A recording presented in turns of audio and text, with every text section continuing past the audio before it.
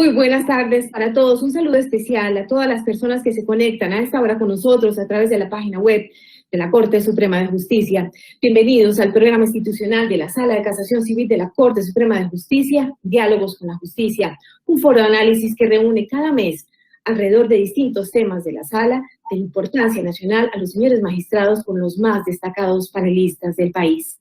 El tema de hoy, la sentencia 4427-2020, con ponencia del señor magistrado Octavio Augusto Tejero Duque. Responsabilidad civil, hoy, club, caso del club El Nogal. Veamos el siguiente video.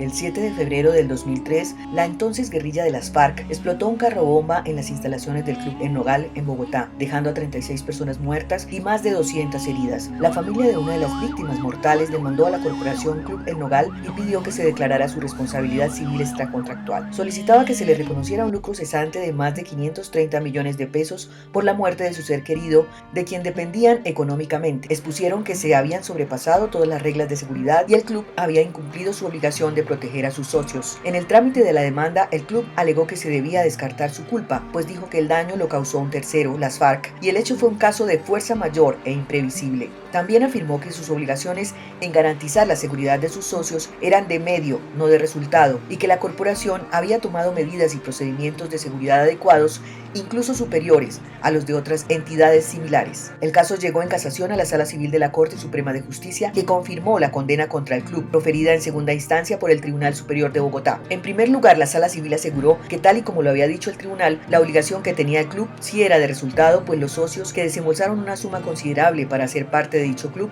esperaban una compensación por ese pago, como lo era el cabal cumplimiento de velar por su seguridad. De otro lado, teniendo en cuenta que en el 2002 se registraron por lo menos 6 atentados de las FARC en Bogotá, la Corte consideró que era latente que para la época se dieran este tipo de ataques, lo que llevaba a que ninguna institución pudiera sentirse segura. Esos argumentos permitieron rebatir las afirmaciones del club en las que alegaba que el atentado era imprevisible. También se encontró que hubo falencias en la vigilancia asistida con perros, así como en las políticas de seguridad del club a la hora de escoger a sus accionistas, pues la persona que ingresó la bomba contaba con el permiso de un socio empresarial del Nogal, acciones que compró con una defraudación que no fue advertida por la institución en ninguna etapa. Todo esto significa que aun cuando sus medidas de seguridad fueron superiores a las de otros clubes, hubo debilidades en su prestación que redundaron en un riesgo para los socios. Por todas estas razones, la Sala Civil de la Corte Suprema de Justicia no casó la decisión del Tribunal Superior de Bogotá y mantuvo la condena contra el club El Nogal, ordenándole resarcir a la familia por los daños y perjuicios que sufrió.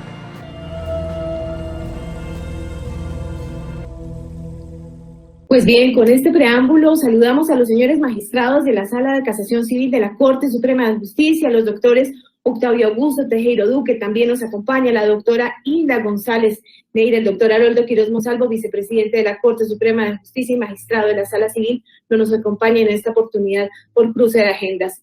En la dirección del diálogo, el señor presidente de la Sala de Casación Civil de la Corte Suprema, el doctor Francisco José Ternera Barrios. También vemos en pantalla quienes saludamos de manera muy especial a nuestros panelistas que nos honran con su participación, los doctores Javier Tamayo Jaramillo y el doctor William Namén Vargas, ambos ex magistrados de la Sala de Casación Civil de la Corte Suprema de Justicia. Bienvenidos. El doctor Javier Tamayo Jaramillo es abogado de la Universidad Pontificia Bolivariana, magíster en Economía y Derecho de los Seguros de la Universidad Católica de Lovaina. Es autor de varios libros, entre ellos un tratado de responsabilidad civil y un tratado titulado La decisión judicial sobre filosofía de la interpretación constitucional. Actualmente es abogado en ejercicio. Bienvenido, doctor. Saludamos al doctor William Namén Vargas, ex magistrado de la Sala de Casación Civil de la Corte. El doctor Namén es abogado de la Universidad Externado de Colombia, donde ha sido profesor de pregrado y posgrado en áreas de Derecho e Introducción al Estudio del Derecho y director de su Departamento de Derecho Civil. Igualmente ha sido profesor del Colegio Mayor de Nuestra Señora del Rosario, de la Universidad Sergio Arboleda, con juez del Consejo del Estado y magistrado de la Corte Suprema de Justicia en su Sala de Casación. Actualmente ejerce como consultor jurídico y en la actualidad de árbitro de la lista de árbitros del Centro de Arbitraje y Conciliación de la Cámara de Comercio de Bogotá y Medellín. Gracias por acompañarnos. Pues bien, entramos en materia y saludo al señor presidente de la Sala de Casación Civil de la Corte Suprema, el doctor Francisco José Ternera Barrios. quien es quien dirige este diálogo y será también el moderador del panel. Señor presidente, muy buenas tardes. Doctora Piedad, muchas gracias. Buenas tardes. Quiero darle un afectuoso saludo pues, a todos los panelistas, a los tres que nos acompañan el día de hoy, por supuesto a la doctora Hilda, que también nos está acompañando, a tantos y tantas juristas, jueces, magistrados, abogadas, estudiantes en general del derecho, ¿no? De facultades distintas de derecho. El tema de hoy, pues, no pudiera ser más importante, trascendental. Quisiéramos entrar inmediatamente en materia, si es tan amable, señor doctor Octavio Augusto Tejero Duque. Hay un fallo ya, digámoslo, presentado en el cabezote, digámoslo, de esta charla. Pudiéramos exponerlo, doctor Octavio Augusto, más en detalle, el fallo, digámoslo, subexámine.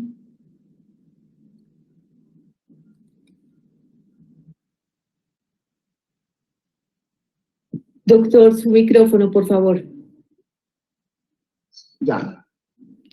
Gracias, muy buenas tardes, primero que todo, a mis queridos colegas de la sala, la doctora Hilda González Neira, el doctor Francisco, nuestro presidente, y saludo especial, muy especial al doctor William Mamén y al doctor Javier Tamayo, que nos acompañan en esta tarde, y nos acompañan con toda su experiencia, el conocimiento y la profundidad en estos temas, que casi diría uno que es con natural a ellos.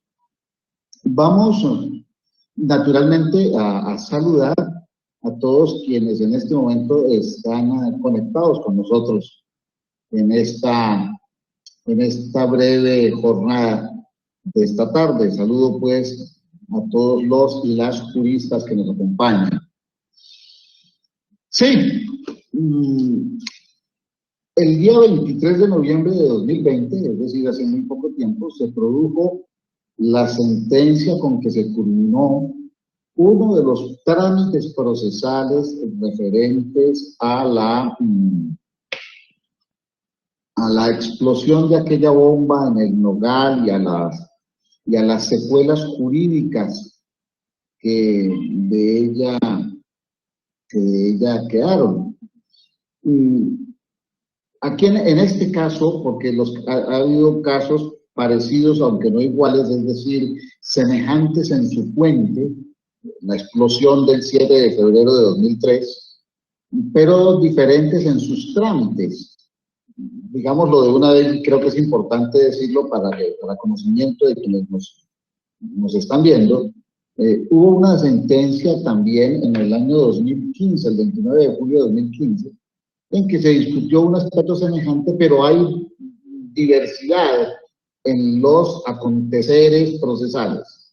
En aquella ocasión, la de 2015, la pretensión fue, diría uno, muy semejante a esta, es decir, condene, decían los demandantes, condene al Nogal, al club, por una responsabilidad civil extracontractual a raíz de estos hechos.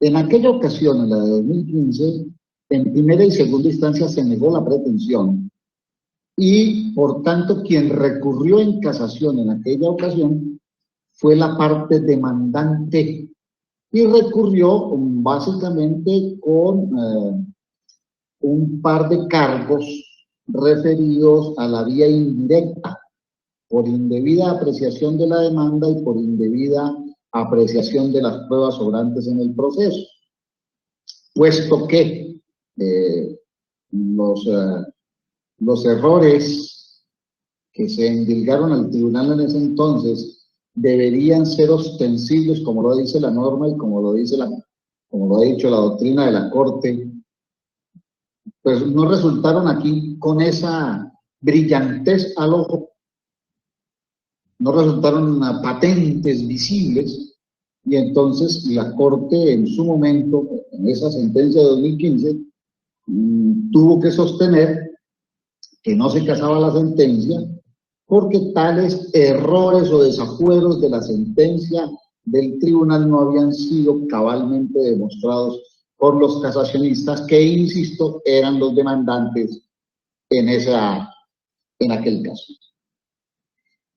En esta otra, en la 4427 de 2020, hay una pequeña diferencia en la tramitación. Si bien la pretensión fue igual, condena al Club El Nogal por responsabilidad civil extracontractual, e igualmente en primera instancia se negó la pretensión, el tribunal en segunda instancia concedió la pretensión y condenó al demandado, al club, y lo condenó con una serie de argumentos que uno diría muy rápidamente, porque advirtió que había un deber de seguridad de parte del club y con relación a quienes a esas instalaciones ingresaran, deber de seguridad que no había sido satisfecho en su momento, entre otras razones porque el vehículo que entró con la carga explosiva entró conducido por alguien que no tenía un permiso legítimo de acceso, es decir, se violaron las seguridades de acceso, por un lado, pero además, por otro lado, a pesar de existir un contrato vigente para un acompañamiento canino en la detección de explosivos, en ese preciso momento, o en esos precisos momentos, no hubo la presencia canina para detectar la presencia de los explosivos. Y entonces, con fundamento en estos elementos y en algunos otros, el tribunal terminó diciendo que el Club El Nogal había incumplido su obligación de seguridad, que era una obligación de resultado, que implicaba, por tanto, una imposibilidad de exonerarse por la vía de la simple culpabilidad, y que implicaba que la única manera de exoneración era demostrando una causa extraña, caso fortuito, fuerza mayor, culpa de la víctima, culpa de un tercero, y entonces terminó condenando. Aquí, en este caso, obviamente quien presenta la casación es el Club El Nogal. Y ese Club El Nogal viene entonces con 3 cargos. Un primer cargo dice, mire, aquí hay una incongruencia, a pesar de que se pidió responsabilidad extracontractual, usted tribunal o el tribunal está juzgando con fundamento en responsabilidad contractual, porque está aplicando el deber de seguridad, que es un deber propio de la responsabilidad contractual y no de la extracontractual, y además lo está aplicando desde el punto de vista de circunstancias que corresponden a la responsabilidad extracontractual, sostuvo el casacionista en ese momento. Otro cargo fue por violación directa, también fundado en estos aspectos, y el otro cargo fue por violación indirecta, en la que simplemente dice que las pruebas que fueron tenidas en cuenta por el tribunal no fueron correctamente entendidas, y entonces ahí habría un error de hecho en la interpretación probatoria. Digamos que el de incongruencia no sería un problema cierto ni grave, y por tanto la Corte lo resuelve de una manera, digamos que rápida, pero el centro, la media, puede estar en el cargo por violación directa, puesto que en ese cargo por violación directa afirma el casacionista que la obligación de seguridad que se le indicó que debería haber tenido o que tenía el club, pues esa obligación de seguridad no se puede predicar de la responsabilidad civil extracontractual que fue la pedida aquí, y que además la obligación de resultado que terminó aplicándose no era de verdad de resultado, su naturaleza no podía ser de resultado, sino que era de una obligación de medios. En síntesis, el cargo apunta a sostener que ni había una obligación de seguridad y que, aunque eventualmente lo hubiese, ella no podría ser de resultado, sino de medio, lo cual comporta consecuencias probatorias importantes. La Corte, frente al de los errores de hecho, pues revisa las probanzas que se acusan como indebidamente interpretadas o aplicadas o valoradas y niegan el cargo, no casa, no encuentra los errores ostensibles, graves, manifiestos, que brillen al ojo y por tanto lo niega. Y en este punto, en este cargo segundo, el de la violación directa de la ley sustancial, pues la Corte sostiene que el tribunal no anduvo descaminado cuando pensó y valoró, de acuerdo con la prueba existente, que el deber que existía del club era un deber o una obligación de seguridad, y que esa obligación de seguridad era de resultado, sobre todo en el caso presente, y sobre todo sostiene que las obligaciones de seguridad no son exclusivamente predicables de la responsabilidad civil contractual, sino que pueden estar también vinculadas con la responsabilidad civil extracontractual. Dicho de otra manera, las obligaciones de seguridad no son propias o exclusivas de la responsabilidad que emerge de los convenios interpartes, sino que también puede surgir en casos como estos de responsabilidad civil extracontractual. En conclusión, la Corte no casó, es decir, no prosperó la demanda casacional propuesta por el club, y esto pues en una muy apretada síntesis es lo que aquí ocurrió, y en consecuencia pues, doctor Francisco, la palabra es suya. Muy amable, doctor Octavio Augusto, digámoslo, muy clara su exposición, muy concreta, con su venia y, por supuesto, con el beneplácito del distinguido auditorio. Vamos a adentrarnos ya en algunos puntos más específicos de este fallo. Nuevamente, mil gracias, doctor Octavio. Doctor William, es un gusto saludarlo. Igualmente, pues un gran gusto también saludar al doctor Javier. Doctor William, usted, igual otra vez que el doctor Javier, fue un muy distinguido magistrado, ¿no? Y acá de entrada, el doctor Octavio empezó con ello. De entrada hay algo que es digno de resaltar, ¿cierto? Para iniciar, digámoslo, un estudio honesto, y es lo siguiente. Acá no estamos debatiendo en términos generales el alcance de la actividad peligrosa o de la obligación de seguridad. En estricto sentido, en términos generales, no estamos debatiendo sobre su pertinencia, sí o no, en las aguas extracontractuales, desde el escenario contractual, en fin. Quisiéramos que ese debate académico 100% abierto se nos abriera en esta ocasión, pero es que en estricto sentido nosotros estamos en un escenario casacional. Entonces, aterrizando esa discusión tan interesante, tan rica, tan amplia, al estrecho margen casacional, sería muy interesante, doctor William, que usted nos ilustrase sobre el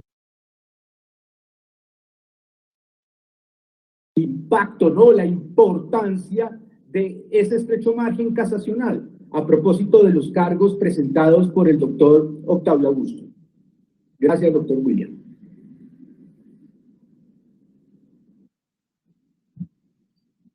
Muchas gracias, doctor Francisco José Ternera, presidente de la Sala de Casación Civil. Un saludo muy especial a la doctora Hilda González, al doctor Octavio Augusto Tejero, al doctor Javier Tamayo. Muy honrado de estar con usted nuevamente, doctor Tamayo, y con todos ustedes. Buenas tardes a los señores jueces, magistrados, académicos y a todas las personas que nos escuchan, al doctor Haroldo Quiroz, y a su despacho en particular, a todos los funcionarios de este despacho que fue el nuestro en su ocasión anterior. En efecto, el fallo del club, o los hechos del club del Nogal, fueron atribuidos desde diferentes puntos de vista de imputación a distintas personas ha generado una controversia a nivel nacional y unas críticas, naturalmente, a los distintos pronunciamientos. Ya el doctor Javier Tamayo habrá de referir a la sentencia del Consejo de Estado que fue revocada por la Corte Constitucional en una sentencia de tutela, en donde se ordenó específicamente proferir una nueva decisión siguiendo el precedente. Como primera medida, por honestidad mental, debo decir que en la generosa invitación del doctor Francisco Javier Ternera, se me indicó de una manera muy clara y también muy respetuosa que podía abordar la sentencia desde una perspectiva analítica y sin ninguna cortapisa, incluso con las críticas que se pudieran ejercer al respecto. Porque en la opinión pública se ha generado una crítica a las decisiones de la Corte Suprema de Justicia, específicamente a la que inicialmente mencionó el doctor Octavio del año 2015 y luego esta última del año 2020 en la que fue ponente. En este punto quisiera de una manera muy respetuosa indicar que las sentencias de los jueces de la República deben ser respetadas en su contenido y su decisión, al margen, desde luego, de las consideraciones diversas que se puedan tener con respecto del razonamiento y del agotamiento de los demás mecanismos que el orden jurídico consagra para discutir estas sentencias y, naturalmente, de la crítica que la academia pueda dar. Pero una decisión de la autoridad suprema, como es la Corte Suprema de Justicia, de suyo está amparada por una autoridad importante que debe ser respetada por todos los servidores y, naturalmente, por los ciudadanos de la República. Sobre este aspecto particular, es importante destacar que la Corte de Casación, es decir, la Corte Suprema de Justicia como Tribunal de Casación, no es un juez de instancia, a menos que case la sentencia del tribunal y deba proferir una decisión. Pero la casación de suyo, por mandato de la ley, está sometida a unas exigencias técnicas dentro de las cuales tiene que moverse la Corte Suprema de Justicia sin perjuicio, en mi opinión también muy respetuosa, de su labor de monofilaquia, que no tiene que ver con la decisión misma del recurso de casación, sino que comporta un desarrollo de la jurisprudencia de una manera un poco más amplia, al margen de la congruencia de los cargos y de la decisión respectiva. En efecto, desde el punto de vista de la técnica de casación, en el recurso que se presentó se formularon 3 cargos. El uno por inconsonancia, que es, de acuerdo con la jurisprudencia reiterada de la Corte Suprema de Justicia, un defecto de tipo procesal, y los otros 2 por la vía directa y la vía indirecta. El de la vía directa por la aplicación de algunas normas que, como explicó el doctor Tejero, concedían a la responsabilidad contractual y no a la extracontractual. Y por la vía indirecta, en virtud de unos errores de hecho y de derecho en la apreciación de las pruebas en que, de acuerdo con la censura, incurrió el tribunal. El primer cargo, desde luego, al concluir en una acusación en donde se censuraba la sentencia del tribunal por la aplicación del régimen de responsabilidad contractual cuando lo pretendido era una responsabilidad extracontractual, no tenía cabida dentro de la técnica de casación, porque eso constituye o bien una apreciación de tipo jurídico o bien una apreciación que indirectamente conduce a la transgresión de la ley bajo la perspectiva de errores de valoración probatoria o de errores de valoración. Desde ese punto de vista, en nuestra opinión, la sentencia de la Corte Suprema de Justicia se ajusta a la técnica de casación. Y en ese aspecto encontró que la decisión del tribunal, que viene amparada por una presunción de acierto en el análisis y la valoración de las pruebas, no concluye en un error significativo, mayúsculo y trascendente en la apreciación de las pruebas.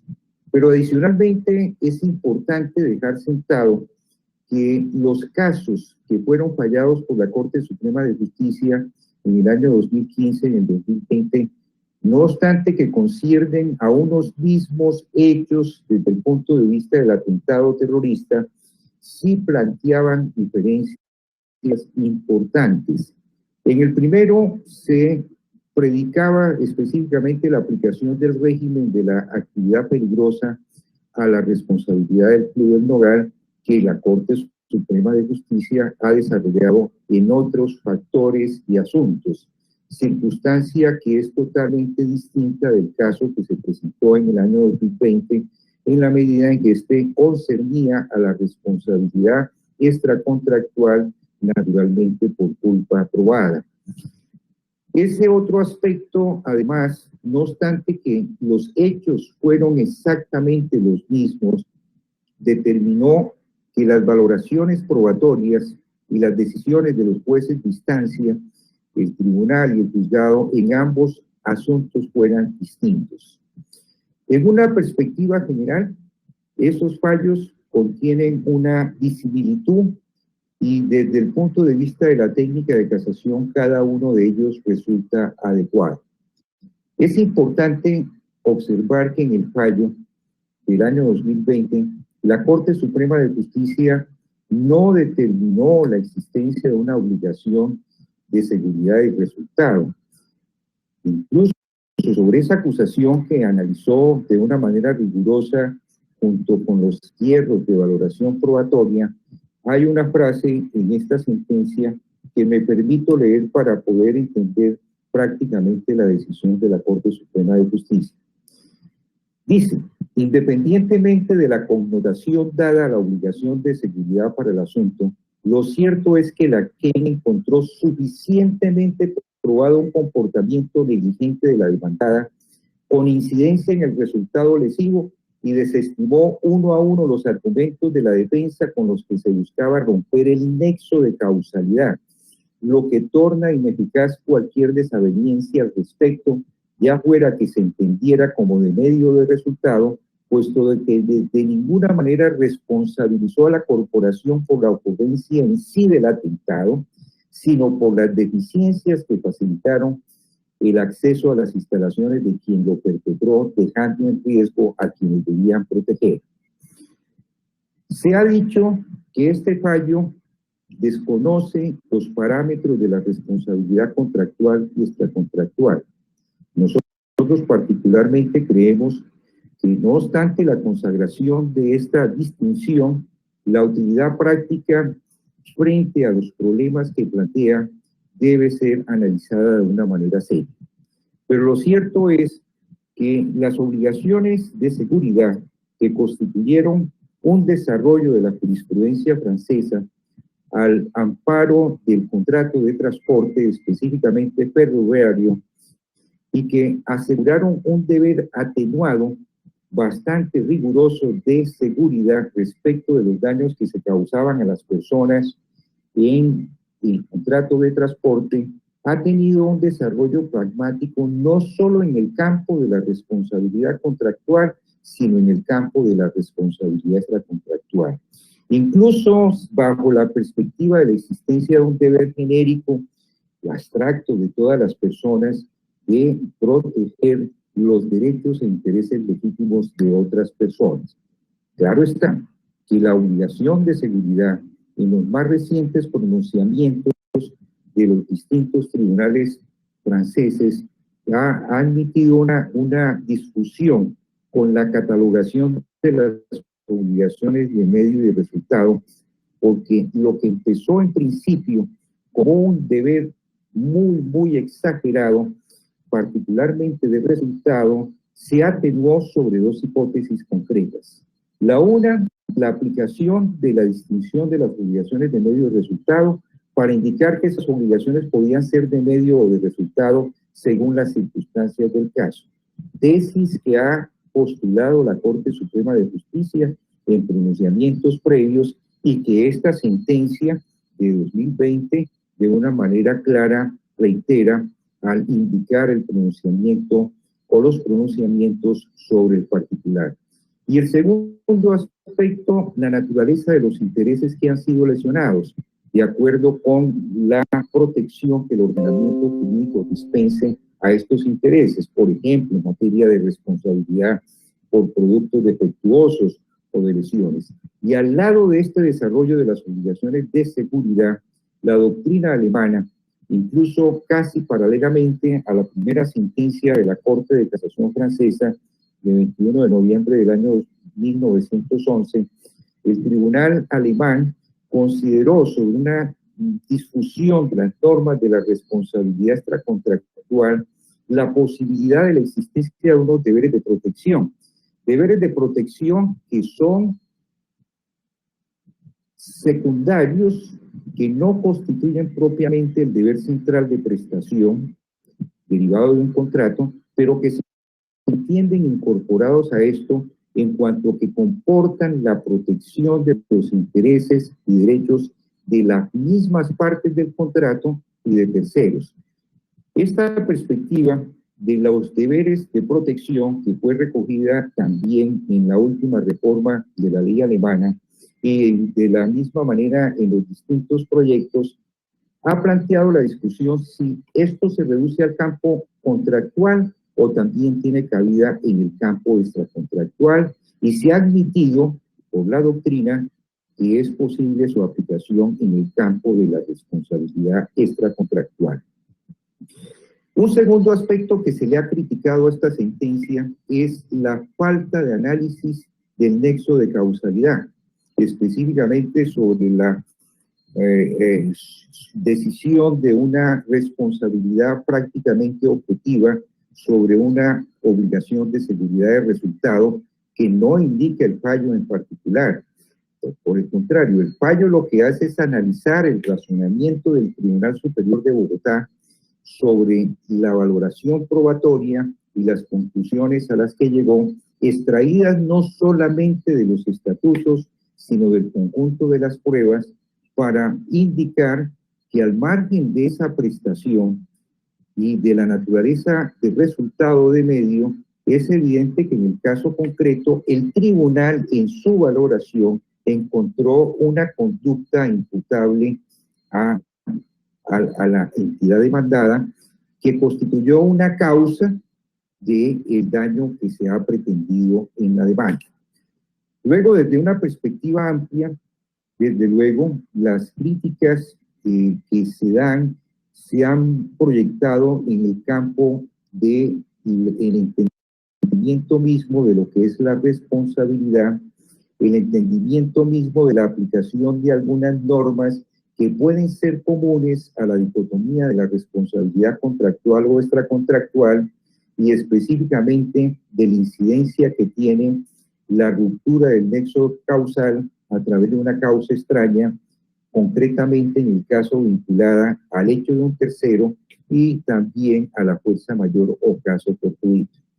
Pero la conclusión del tribunal, que encontró razonada la Corte Suprema de Justicia dentro de la técnica de casación y que le permitió concluir que no existía un error manifiesto, trascendente y evidente, de hecho, en la apreciación de las pruebas, condujo en consecuencia a confirmar esa sentencia y no casar. Esto desde una perspectiva muy general, el doctor Francisco José Ternera y ilustres acompañantes. Doctor William, infinitas gracias por sus palabras siempre tan esclarecedoras. Usted ha hablado, digámoslo, doctor William, de varios aspectos que sería interesante, son tantos, la verdad, resaltar, ¿no? Deber de protección, o eventualmente un título de imputación diferente, digámoslo, en el fallo, la verdadera trascendencia de la obligación de seguridad para el fallo, ¿no? Ha desmitificado de alguna manera también su inequívoca, se dice, calidad o condición de obligación de resultado, no necesariamente, y ha dado cuenta usted de una manera muy rigurosa del devenir, ¿no? El recorrido de esa obligación de seguridad, como incluso ha venido aceptándose, pues digámoslo, su trascendencia a propósito de obligación de medios. Dentro de tantos temas, empecemos con el doctor Javier. Doctor Javier, si usted lo tiene a bien, abordemos precisamente lo que tiene que ver con la obligación de seguridad en términos generales, y si usted lo tiene, pues, a bien también acercar, pues, su discurso al fallo, por supuesto.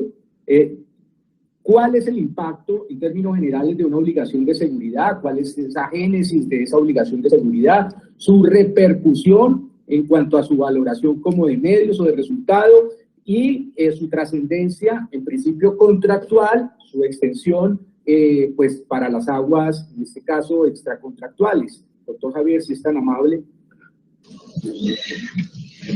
Bueno, doctores, buenas tardes. Les reitero mis agradecimientos y enorme satisfacción por el hecho de compartir semejante foro al lado de los honorables magistrados y del profesor William Namel Vargas.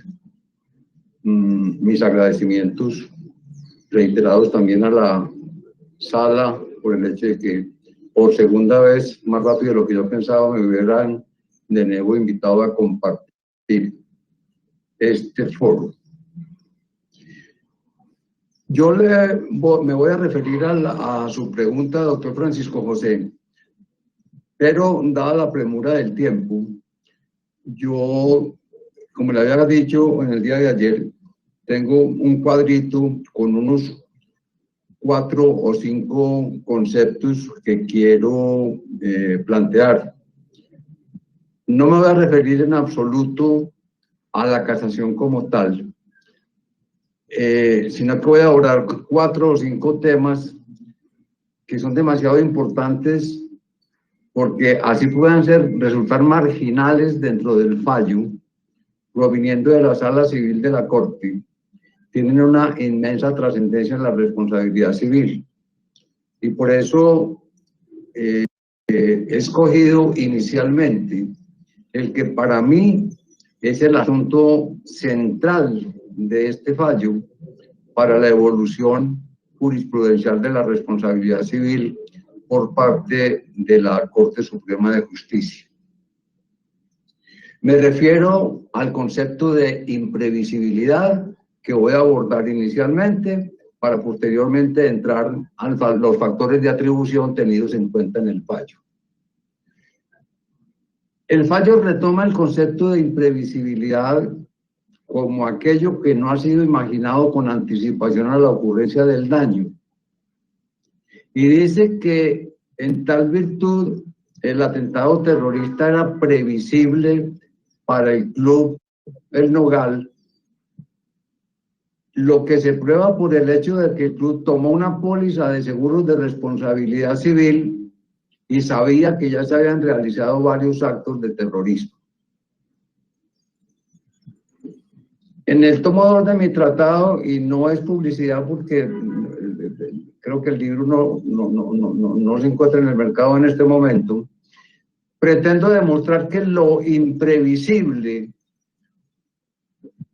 para efectos de la responsabilidad civil y de la teoría de la imprevisión es aquello que ocurre pese a haberse tomado todas las medidas necesarias para evitar el daño. Por ejemplo, el conductor previsivo lleva consigo una llanta de repuesto previendo un pinchazo. Es un hombre previsivo, prudente y diligente. Por eso dice el refrán que hombre previsivo vale por 2. La Corte Suprema de Justicia y posteriormente el Consejo de Estado acogieron esta posición. La mantiene el Consejo de Estado y la dejó de lado la Corte Suprema de Justicia desde hace algún tiempo. Ahora, la literatura es abundante en relación con este tema. Con el mayor respeto, ruego a la Corte analizar con más detalle esta idea de imprevisibilidad que es trascendental en la responsabilidad. Pues el argumento de la no imaginación anticipada como requisito de la imprevisión ya no resiste el menor análisis, ya que todo es imaginable previamente al daño.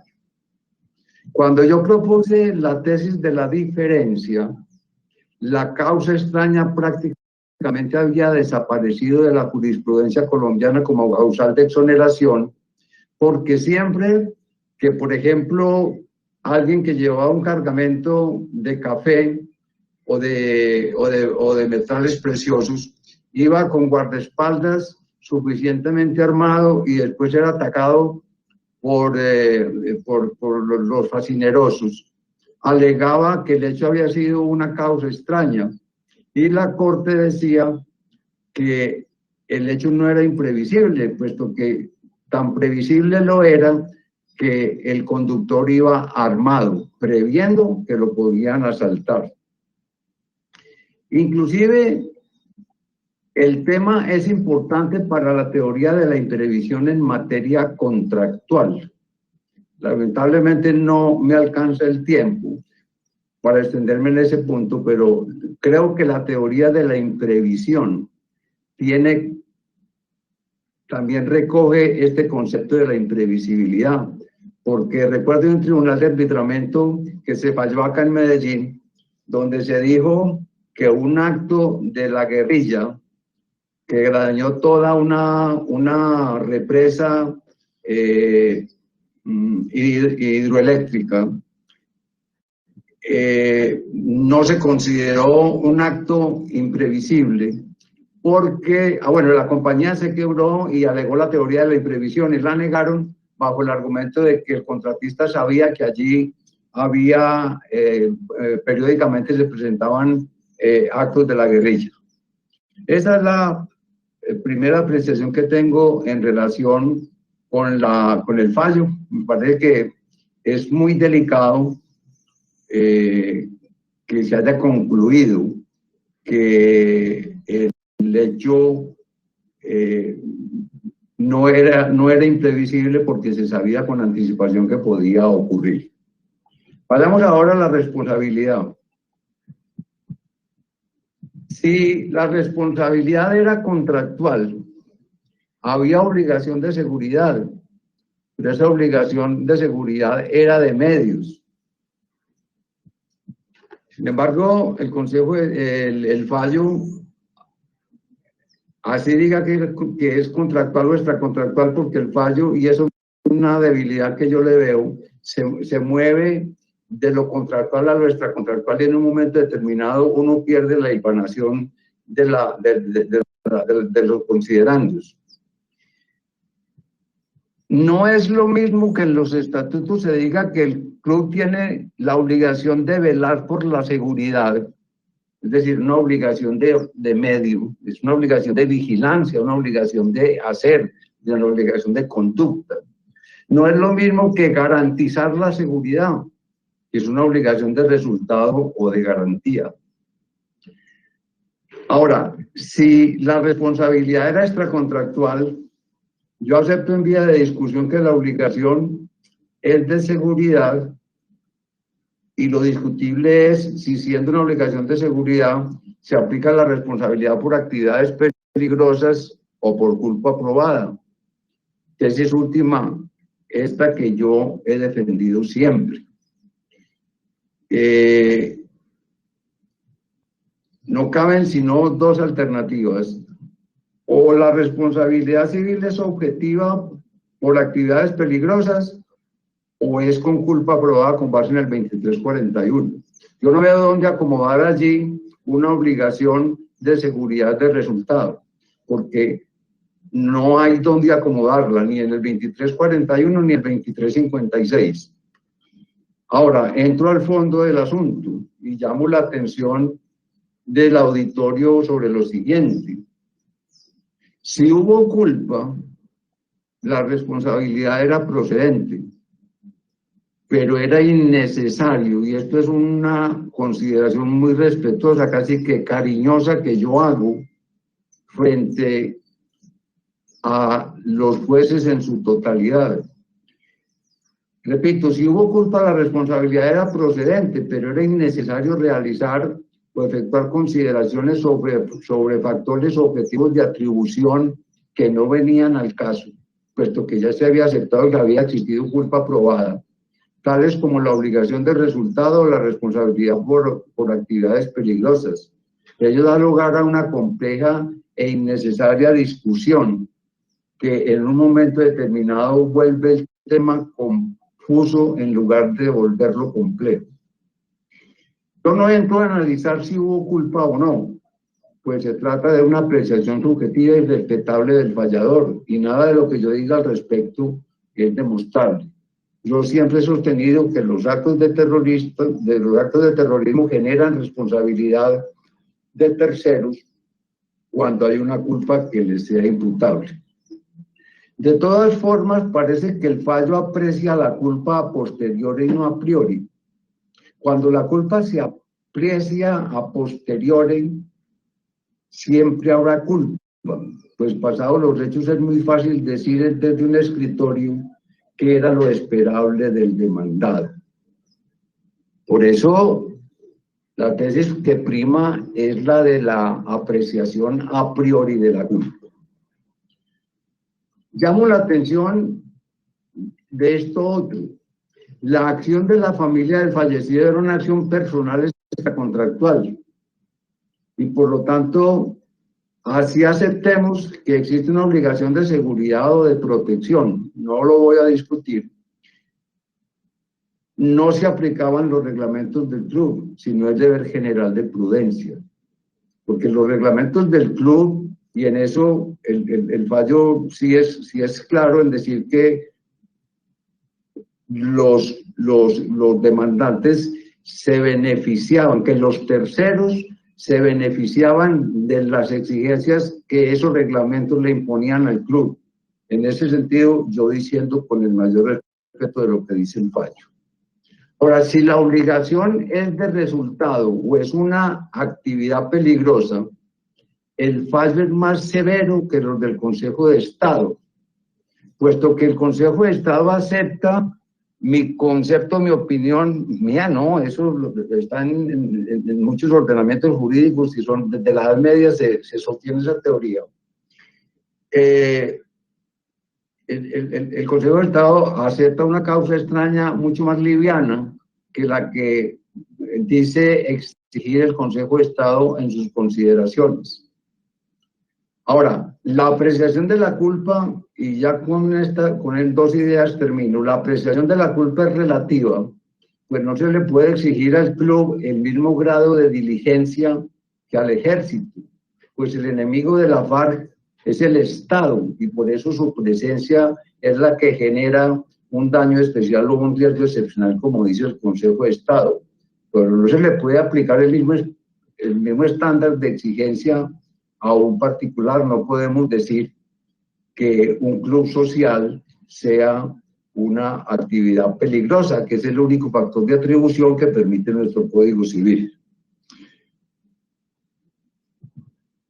Como les dije, ya con esto termino en definitiva, el Consejo de Estado deduce el riesgo excepcional de la presencia del Estado o de algunos funcionarios del Estado o de cuarteles, pero en el fallo es la simple existencia de un club social.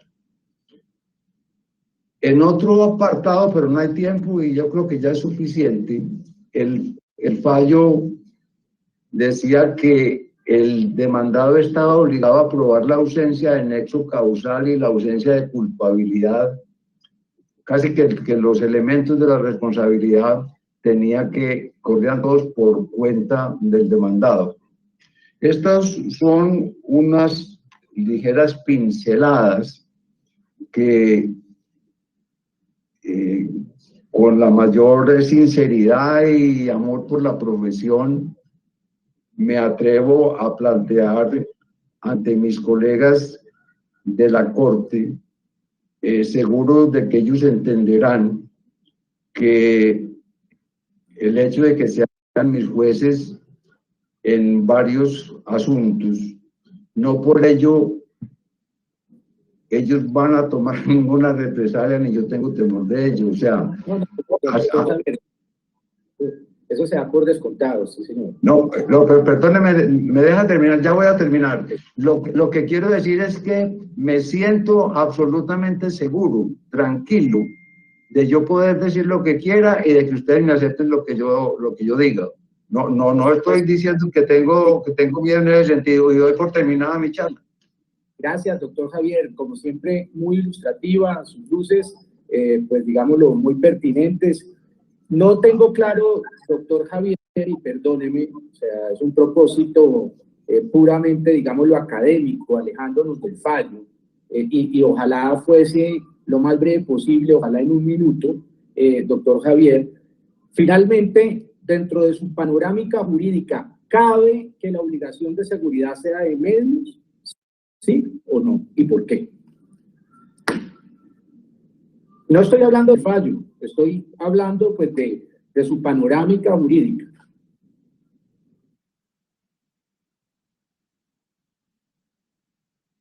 Tiene absolutamente clarificado la doctrina de la jurisprudencia.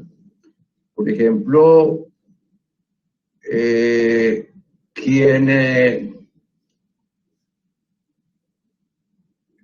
imaginemos que llegan unos huéspedes a un hotel y mientras los papás están tirados en una silla al lado de la piscina, los hijos se tiran desde el trampolín. Si se rompe una de las sillas donde reposan los viejos, allí hay una obligación de seguridad de resultado. En cambio, si en una tirada del trampolín un muchacho de esos se lesiona, entonces la obligación de seguridad será de medio. Ahora, en materia de vigilancia, se ha dicho que la obligación es de medio, pero es relativo también. Pero, o sea, en una actividad como la del club social es una obligación de medio, pero la apreciación de la culpa se aprecia según las condiciones, que no son estándares estáticos. Por eso yo no quise entrar en el análisis de si la prueba estaba bien apreciada o no. Respeto completamente la posición del fallo de la Corte en ese sentido, y si falló con base en una culpa privada, yo comparto el fallo. No sé si sea clara la respuesta. Muy clara, doctor Javier, infinitas gracias, o sea, sus luces muy pertinentes. Muchísimas gracias, doctor Javier. Quiero terminar lastimosamente, pues que quisiéramos tener aquí horas y horas discutiendo, aprendiendo todos, con panelistas, digámoslo, tan destacados. Muy concreto con el doctor William. Nos toca, doctor William, igual que con el doctor Javier, un poco así contrarreloj, a propósito del deber de protección.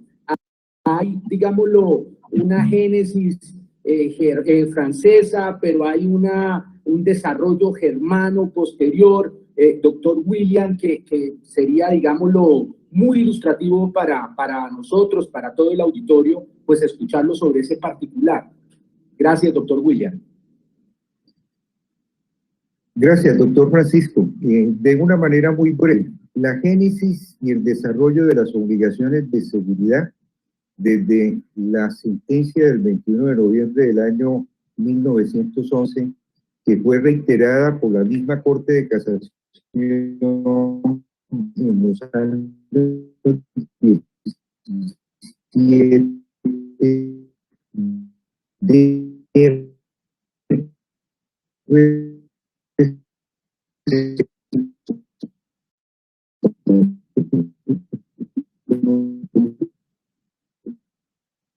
Desgraciadamente, doctor William, creo que tenemos problemas de sonido.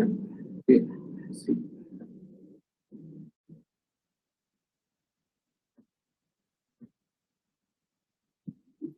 Doctor, creo que perdimos por unos segundos al doctor William. Yo creo que intentamos conectarlo, sí, no sé si de pronto ya lo contactamos.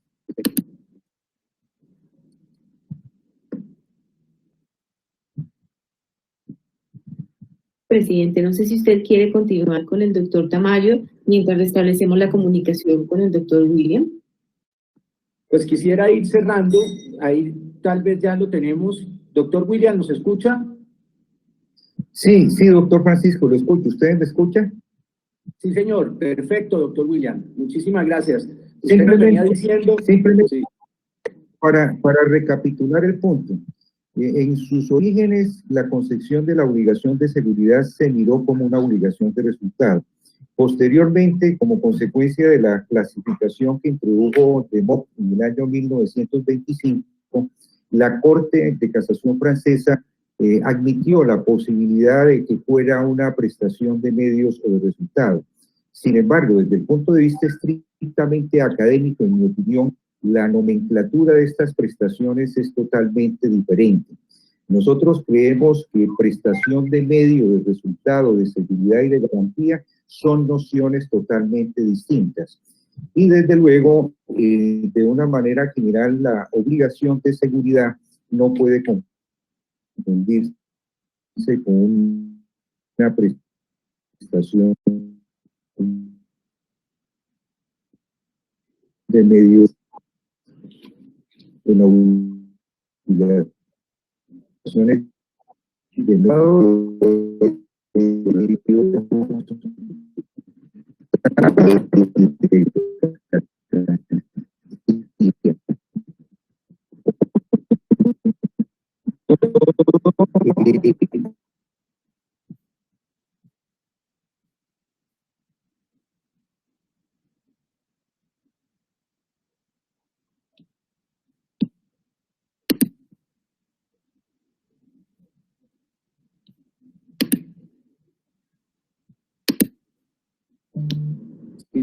Doctor William, muchísimas gracias.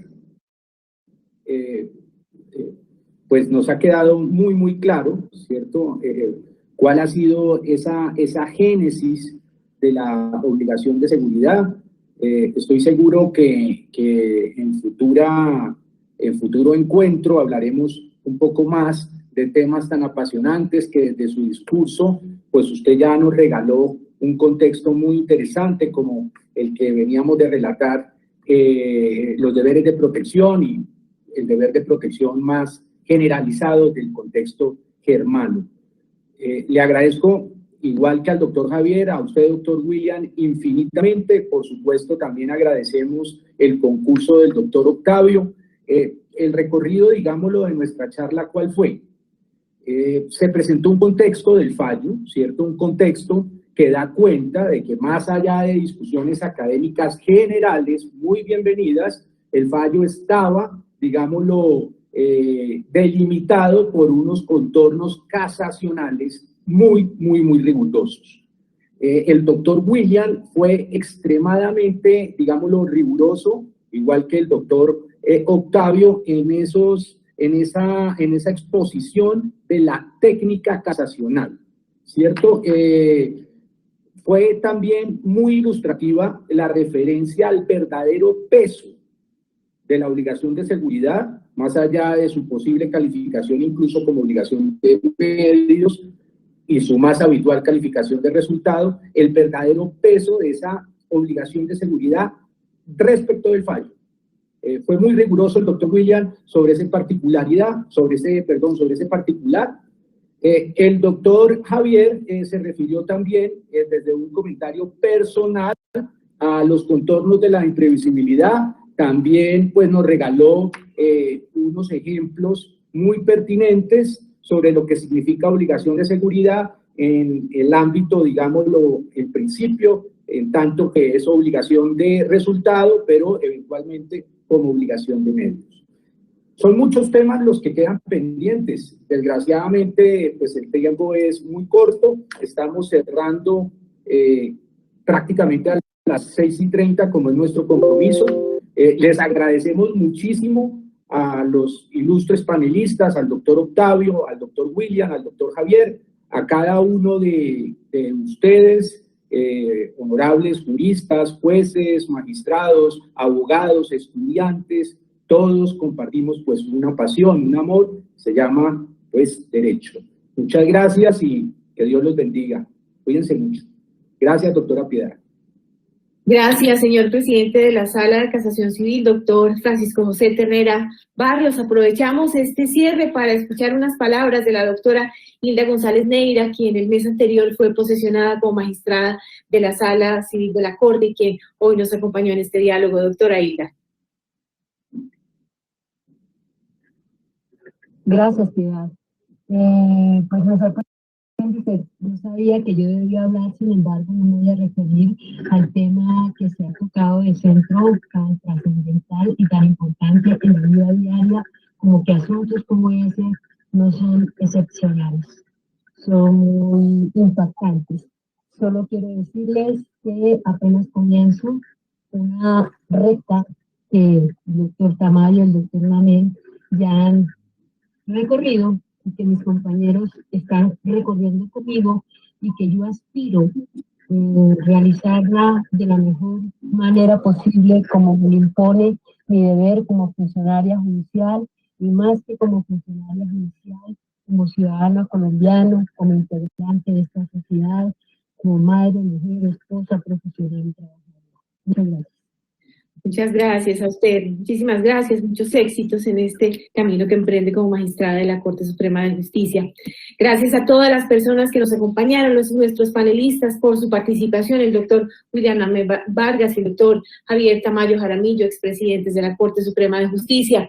A ustedes, a todos, los invitamos para el próximo diálogo el día martes 4 de mayo a través de la página web de la Corte Suprema de Justicia, con el tema capitulaciones matrimoniales en la unión marital. Estarán con nosotros los magistrados de la Sala Civil de la Corte y los acompañarán la jurista argentina Aida Kemmelmacher, el profesor Jorge Parra Benítez y otros importantes juristas del país. Gracias por acompañarnos. Recuerden que como todos los diálogos, están publicados en nuestro canal de YouTube de la Corte Suprema de Justicia. Los invitamos a suscribirse y a activar las notificaciones. Muchas gracias. Feliz tarde para todos.